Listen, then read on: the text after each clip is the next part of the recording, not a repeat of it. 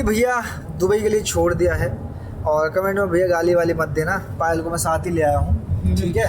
Actually में मैं जा ही नहीं थी गाइस, ये तो सिर्फ उन लोगों के लिए हमने प्रैंक किया था जो लोग पीछे से अरमान जी को टॉन्ट मारते हैं ना कि ये लक्ष्य के साथ अयाशी करेंगे। ये guys welcome to my YouTube channel ज़ाती यूनिवर्स। गाइस जब से पायल मलिक ने अपने व्लॉग्स में बताया था कि वो कृतिका मलिक के साथ दुबई जा रही हैं, तब से व्यूअर्स ने अरमान मलिक और लक्ष्य को बहुत ज़्यादा हिट देने शुरू कर दी है।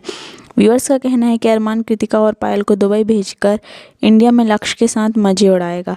इस बात पर पायल मलिक ने व्यूअर्स को बताया कि वो कृतिका के साथ दुबई जा ही नहीं रही थी, उन्होंने बस लोगों पे एक प्रैंक किया था क्योंकि वो लोगों की सोच जानना चाहती थी कि लोग अरमान और लक्ष्य के बारे में कितना बुरा सोचते हैं और बोलते हैं।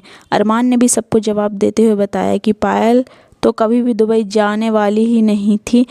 अरमान और पायल दोनों मिलकर उनके फैंस के ऊपर प्रैंक कर रहे थे क्योंकि अरमान को लेकर लोगों की सोच बहुत ज़्यादा छोटी है और लोग हमेशा अरमान के साथ लक्ष्य का नाम जोड़ के अपनी गंदी सोच दिखा देते हैं।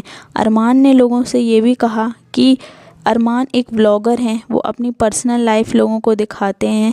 इसका मतलब ये नहीं कि लोगों का जो मन आए उनके बारे में बोलें और उन्हें का नाम किसी के साथ भी जोड़ें। गाइस इस बारे में आपको क्या कहना है प्लीज़ कमेंट सेक्शन में ज़रूर बताएं। वीडियो अच्छी लगी तो वीडियो को लाइक और चैनल को